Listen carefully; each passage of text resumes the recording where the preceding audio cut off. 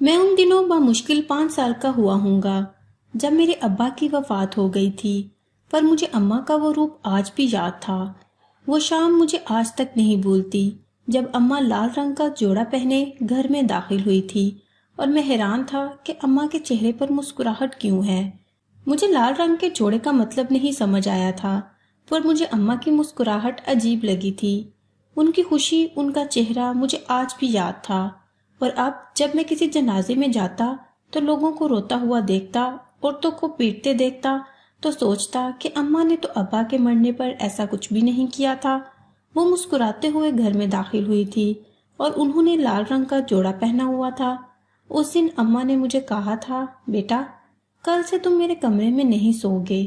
میں حیران تھا کہ اماں مجھے ایسا کیوں بول رہی ہیں، لیکن اب جب کہ میں بڑا ہو گیا تھا، مجھے اماں کی ایک ایک چیز عجیب لگنے لگی تھی، بری لگنے لگی تھی، یا کہہ لیں کہ مجھے ان پر شک ہونے لگا تھا۔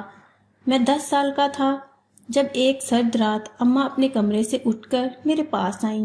انہوں نے دروازے تک غور سے دیکھا، جیسے کسی چیز کا جائزہ لے رہی ہوں، پھر بولیں، چلو بیٹے ہمیں یہاں سے دور جانا ہوگا۔ میں نے کہا، کیوں اماں؟ اب ہم کہاں جائیں گے؟ تو وہ بولیں کہ بس اب ہم یہاں نہیں رہ سکتے، یہاں تمہارے ابا خوش نہیں۔ اماں کی عجیب سی آواز سن کر میں پریشان ہوتا تھا، پر اماں ہی میری ماں اور باپ تھی۔ میں ان کی بات ماننے کے علاوہ اور کوئی راستہ اپنی زندگی میں نہیں پاتا تھا۔ میں خوش ہو گیا۔ میں نے کہا، کیا مجھے نیا کمرہ ملے گا؟ اماں بولی، ہاں، لیکن ابھی تمہیں جلدی اٹھنا ہوگا، اگر ذرا بھی دیر ہو گئی تو ہم پھنس جائیں گے۔ میں نے کہا، جیسا تم کہو میں ویسا ہی کروں گا اماں، تم نے تو آج تک میری اتنی حفاظت کی، میں وقت سے پہلے ہی بڑا ہو گیا تھا، اماں کی باتیں بھی مانتا، ان سے سوال جواب بھی کرتا۔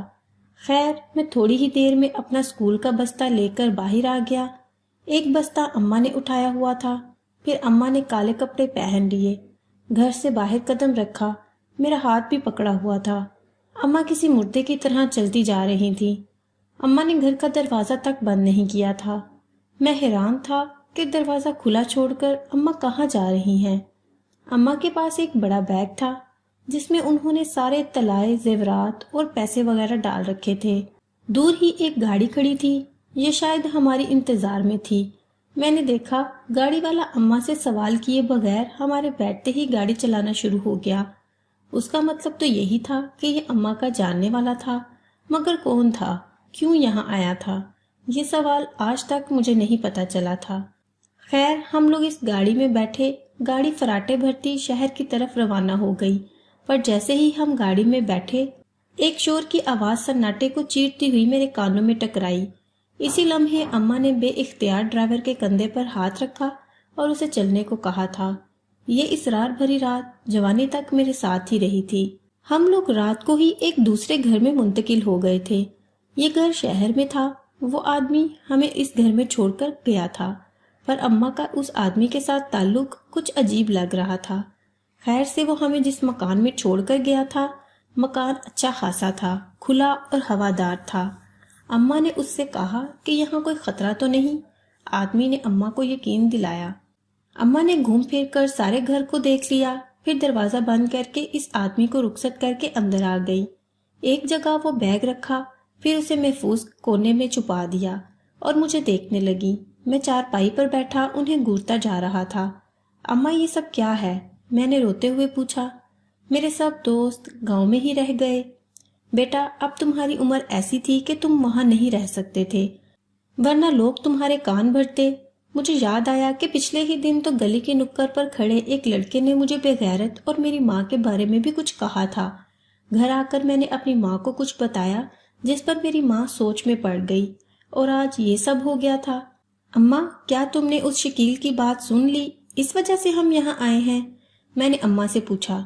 نہیں بیٹا، وہ صرف ایک شکیل نہیں تھا، وہاں سبھی تمہاری ماں کے بارے میں عجیب باتیں کرتے تھے، تو کیا تم یہ گوارا کرو گے کہ کوئی تمہاری ماں کے بارے میں عجیب عجیب باتیں کرے؟ میں نے کہا، نہیں اماں، ایسا تو بالکل بھی نہیں، میں ان لوگوں میں نہیں رہنا چاہتا۔ اماں بولی، یہاں بہت کچھ کھانے کو ملے گا، تو بالکل فکر نہیں کر، تیری میں زندگی کو بہت خوبصورت بنا دوں گی، مگر بیٹا تم کو محنت کرنا ہوگی اور اسکول میں بھی پڑھنا ہوگا۔ میں نہیں جانتا تھا کہ شہر کی زندگی اتنی مختلف ہوگی۔ اگلے ہی دن اماں میرا ہاتھ پکڑ کر ایک اسکول میں لے گئی۔ اسکول میں میرا داخلہ فوراً ہو گیا، کیونکہ میری اماں مجھے ہر وقت گھر میں بھی پڑھاتی رہتی تھی۔ مجھے 6ٹھی کلاس میں داخل کر دیا گیا تھا۔ اب میں پڑھنے میں مصروف ہو گیا، دن رات پڑھتا رہتا، مجھے کسی چیز کا ہوش نہ رہتا۔ اماں میری حوصلہ افزائی کرتی، میرا ہر کام وقت پر کرتی، پر اماں گھر میں پیسے کہاں سے لاتی تھی یہ تو مجھے بھی نہیں معلوم تھا۔ البتہ اماں کی کچھ عجیب و غریب باتیں جو مجھے اکثر سوچنے پر مجبور کرتی، مجھے ان سوالوں کا جواب نہیں ملتا تھا۔ ایک رات مجھے اپنے کمرے میں گھٹن محسوس ہونے لگی۔ میں باہر آ گیا، اماں بھی باہر ہی بیٹھی سبزی کاٹ رہی تھی۔ میں نے کہا، اماں چھت کی چابی تو دو، مجھے چھت پر جانا ہے۔ میری بات سن کر اماں نے منہ پر ہاتھ رکھ لیا۔ بیٹا کیسی باتیں کرتے ہو، تم چھت پر جاؤ گے وہ بھی اس وقت؟ میں نے کہا، اماں میں کوئی لڑکی تو نہیں ہوں، میری عمر اب 15 سال ہو گئی ہے۔ اماں ہنس کر بولی، بیٹا تو ابھی مرد نہیں ہے، میرا شیر کا بیٹا جب مرد بن جائے گا تو میں اسے خود چھت پر لے جاؤں گی۔ اماں یہ کیا بات ہوئی، تم ہمیشہ مجھے چھت پر جانے سے روکتی ہو، ایسا بھی وہاں کون سا خزانہ ہے جو میرے جانے سے چوری ہو جائے گا؟ اماں میرے سر پر ہاتھ پھیرتے ہوئے بولی، ایسی کوئی بات نہیں ہے بیٹا، یہاں کسی قسم کا کوئی خزانہ نہیں، بس تم ابھی نہیں جا سکتے، میری بات کو سمجھنے کی کوشش کرو۔ میں اماں کی بات سے ناراض ہو گیا، واپس اپنے کمرے میں آ گیا، پر آج مجھے بہت بے چینی ہو رہی تھی۔ میں جاننا چاہتا تھا کہ اماں ایسی باتوں سے مجھے منع کیوں کرتی ہیں، اور آج واقعی میرا دل گھبرا رہا تھا۔ تھوڑی دیر بعد میں پھر اٹھ کر اماں کے کمرے میں گیا، وہاں میری نظر دوسری چارپائی پر پڑی تو میں وہیں بیٹھ گیا۔ میں نے کہا، اماں میرا دم گھٹ رہا ہے، میں یہی سونا چاہتا ہوں۔ میری نظر پھر دوبارہ چارپائی پر پڑی، میں نے جب غور سے دیکھا تو کہا، اماں یہ چارپائی تم نے کس کے لیے رکھی ہے؟ یہاں تو باقاعدہ بستر بھی رکھا ہے، تکیا بھی ہے۔ اماں میری بات سن کر گھبرا گئی اور بولی کہ بیٹا یہ میں نے ویسے ہی رکھی ہے۔ مگر کیوں اماں، اتنی بڑی چارپائی تو نے یہاں سجا سنوار کر کس کے لیے رکھی ہے؟ میری بات پر میری اماں مجھ سے خفا ہونے لگی۔ تو مجھ پر شک کر رہا ہے بیٹے، میں نے کسی مقصد کے لیے رکھی ہے نا، اس پر تیرے ابا کی روح آتی ہے۔ ابا کی روح؟ اماں اتنی توہم پرست نہ بنو، میں نے اپنی ماں سے یہ کہہ تو دیا، پر شک میرا بڑھ گیا تھا اور پہلے سے زیادہ بڑھ گیا تھا۔ ہر بار جب میں اماں کی کوئی نئی چیز دیکھتا تو میرے ذہن میں پچھلی ساری باتیں گھومنے لگتی اور میں اماں کی باتوں پر مزید شک کرنے لگتا۔ آج بھی ایسا ہی محسوس ہو رہا تھا کہ آخر اماں نے اپنے کمرے میں دوسری چارپائی کیوں بچھا رکھی ہے؟ ایک چارپائی پر بھی تو سویا جا سکتا ہے، پھر خدا جانے کیا وجہ تھی کہ اماں دوسری چارپائی رکھ کر یہاں سوتی۔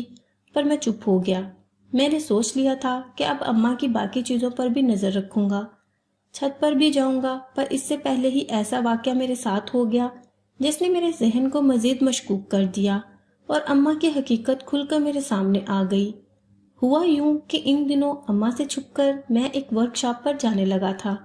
مجھے اور کوئی کام تو نہیں آتا تھا کیونکہ میں زیادہ تر پڑھائی ہی کرتا، پر آج میں کچھ ہنر سیکھ کر پیسے کمانا چاہتا تھا کہ زندگی کی گاڑی بھی آہستہ آہستہ چلاؤں تاکہ ہم پر زیادہ بوجھ نہ بنے۔ خدا جانے اماں پیسے کماتی کیسے تھی، یہ راز آج تک مجھے نہیں معلوم ہوا تھا، پر میں یہ ضرور جانتا تھا کہ اماں کو پیسوں کی ضرورت ہوتی ہے۔ وہ پائی پائی کا حساب اسی لیے کرتی ہے کیونکہ اس کے پاس پیسے کم ہوتے ہیں۔ حیرت کی بات یہ تھی کہ گھر میں سارے طلائی زیورات ویسے کے ویسے پڑے تھے، اماں نے کوئی بھی نہیں بیچا تھا، وہ سب اماں پہنتی بھی تھی، اور میں جب اماں کو دیکھتا وہ رنگین کپڑے پہنے خوش باش رہتی، اسے دیکھ کر لگتا کہ اماں ہرگز بیوہ نہیں۔ بیوہ عورتوں کی تو رنگ ڈھنگ چال ڈھال ہی اور ہوتی ہے، انہوں نے سفید یا ہلکے رنگ کے کپڑے پہنے ہوتے ہیں، اکثر ہی غمگین رہتی ہیں۔ کم از کم میں نے تو اپنے گاؤں میں یہی دیکھا تھا، پر میری ماں الٹا سج سور کر رکھتی اور خود کو بھی کبھی بوڑھا نہ ہونے دیتی، بلکہ اپنے چہرے پر سرخی پاؤڈر اور ہاتھوں اور کلائیوں میں زیور ضرور رکھتی۔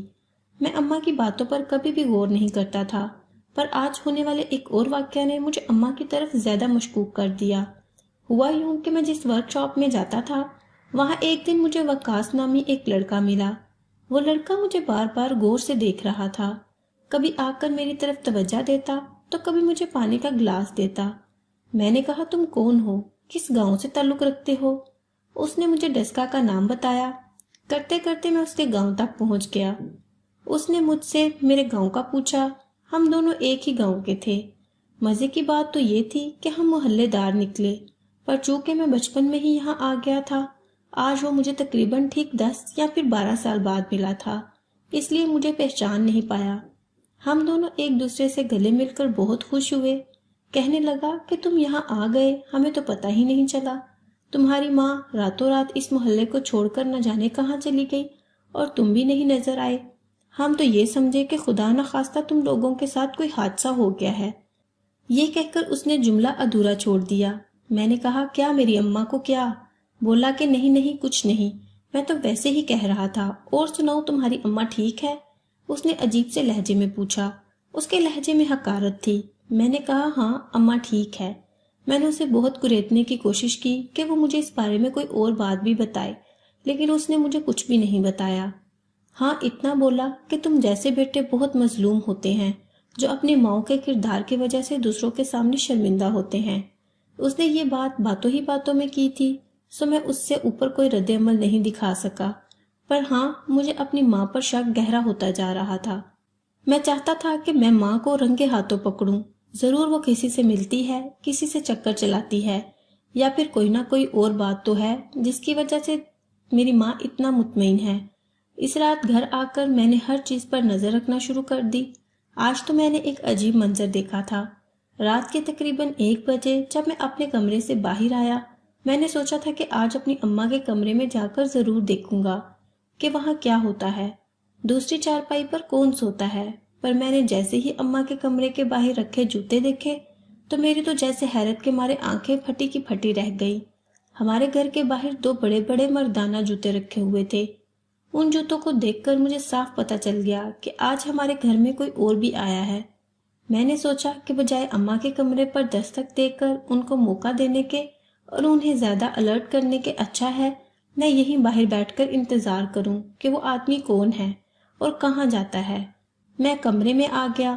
باہر بیٹھنا ممکن نہیں تھا۔ کمرے کی کھڑکی سے باہر کا منظر صاف نظر آتا تھا۔ میں اپنے کمرے میں بیٹھ کر اماں پر نظریں جمائے ہوئے تھا۔ رات کے کافی سارے پہر گزر گئے، مجھے نیند نہیں آئی۔ میری نظریں چوکنا تھیں اور میں بالکل الرٹ ہو کر ہی بیٹھا ہوا تھا، پر صبح جیسے ہی 2 منٹ کے لیے میری آنکھ لگی میں سو گیا۔ تو جب میں باہر آیا تو دیکھا کہ اماں باہر کے کام کر رہی تھی اور وہ جاگ گئی تھی۔ یہ دیکھ کر میں تیزی سے باہر آیا۔ میں اماں کو آج پھر رنگے ہاتھوں نہیں پکڑ سکا تھا، کیونکہ نہ ہی کوئی جوتے وہاں تھے اور نہ کمرے میں ایسے کوئی آثار تھے۔ ممکن ہے کہ وہ شخص جا چکا تھا۔ میں نے دیکھا گھر کا دروازہ بھی بند تھا۔ اب میرے پاس ایسا کوئی ثبوت یا ایسی کوئی بات نہیں تھی جس کی بنا پر میں اماں سے مزید سوال جواب کرتا۔ میں خاموش ہو گیا اور دل ہی دل میں گڑنے لگا کہ اب میں اماں کا راز ضرور فاش کروں گا۔ اگلی رات ہوئی تو سوچا کہ نیند آئے گی تو میں کمرے سے باہر رہوں گا، بلکہ گھر سے ہی باہر چلا جاؤں گا، اور جب وہ شخص آئے گا تو ضرور دیکھوں گا کہ یہ ہے کون۔ میں گھر کے باہر جا کر بیٹھ گیا تاکہ مجھے نیند نہ آئے۔ میں اس شخص کا انتظار کر رہا تھا، پھر سوچا کہ اماں مجھے دیکھ لے گی، ظاہر ہے وہ آتے ہوئے اس کی راہ بھی تو تکتی ہوگی۔ میں دروازے کے بالکل اندر بیٹھ گیا، پر میں فرش پر بیٹھا تھا، اس بات کو یقینی بنا کر کہ مجھے نیند نہ آ جائے۔ ابھی مجھے یہاں بیٹھے ہوئے 2 منٹ ہی گزرے تھے کہ کسی نے زور کا ڈنڈا میرے سر پر مارا، اور پھر میرے ذہن کے آگے غنودگی چھا گئی۔ تاریکی سی تھی جس کے بعد مجھے کچھ یاد نہ رہا کہ ہوا کیا ہے۔ میرا ذہن نہ جانے کتنے گھنٹے تاریکی میں رہا۔